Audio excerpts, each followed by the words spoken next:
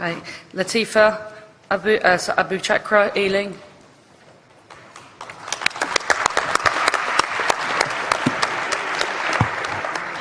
President, Conference, my name is Latifa Abu Chakra. I'm a first-time delegate and a first-time speaker. Thank you. I'm representing the Ealing Division in London, and I begin my address in the name of the Most High. Assalamu alaikum. Alaikum salam. When certain politicians and the media use the term muscular liberalism, that's just another word for racism and Islamophobia. This stance on Islam has led them into primary schools to ascertain why young girls wear the hijab, as it could be interpreted as a sexualization of these young girls. I say shame on Ofsted for victimizing young girls, for choosing to wear religious articles of clothing. There is no such measure made for other religions or other articles of religious wear. This stance has other ramifications. It signals to the British public and emboldens groups such as EDL, BNP and other fascist and racist groups that women are oppressed by Islam, are made insubordinate to the men that supposedly forced them to wear it, and that it is the job of the British state to liberate us. We reject this imperialistic saviour thinking.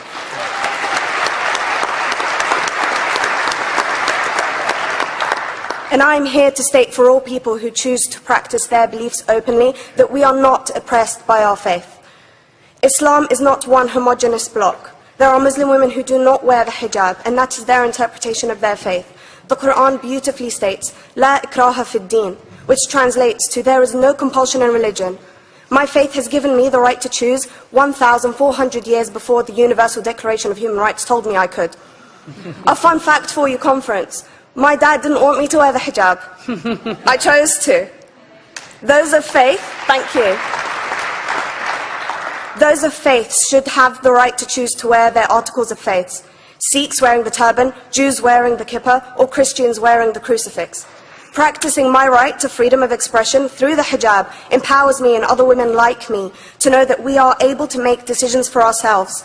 Through the hijab, women like me feel empowered to overcome the social expectations of sexualization that is relevant and has currently resulted in many cases of anxiety and worse.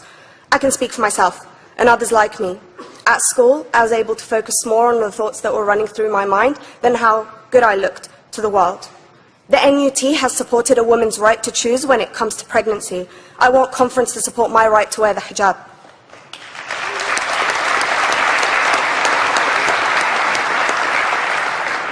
How I choose to practice my faith is clearly displayed for all to see.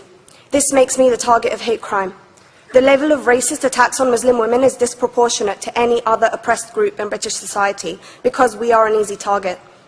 This decision by Ofsted has ramifications beyond the school gates and must be seen in the context of increased attacks on the Muslim community and perpetuates the outdated notion that Muslim women are victims. I was on a trip last year to Hampton Court with my Year 7s, where a man felt comfortable to call me a terrorist. As a Muslim woman, I'm not a victim, so I challenged him. He denied it.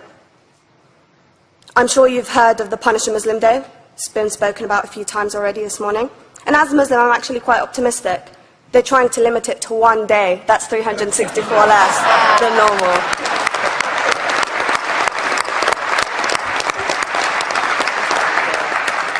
But let's be clear, conference. Islamophobia and other forms of racism affects non-Muslims too.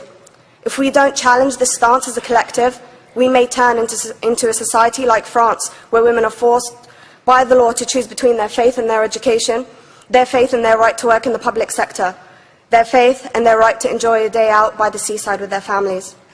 I want to end by stating that I came to this country as an 8-year-old refugee. We are Palestinians, forced out of our land in 1948. We lived in third world conditions, similar to those in Calais for 60 years. Here, I received the support I needed to study law at university and become a secondary school citizenship and PSHE teacher, and a school rep. An injury to one is an injury to all, and I want to thank the Union for its stance on all oppressed groups, in particular mine, Palestine. Thank you, conference. Thank you, Latifa.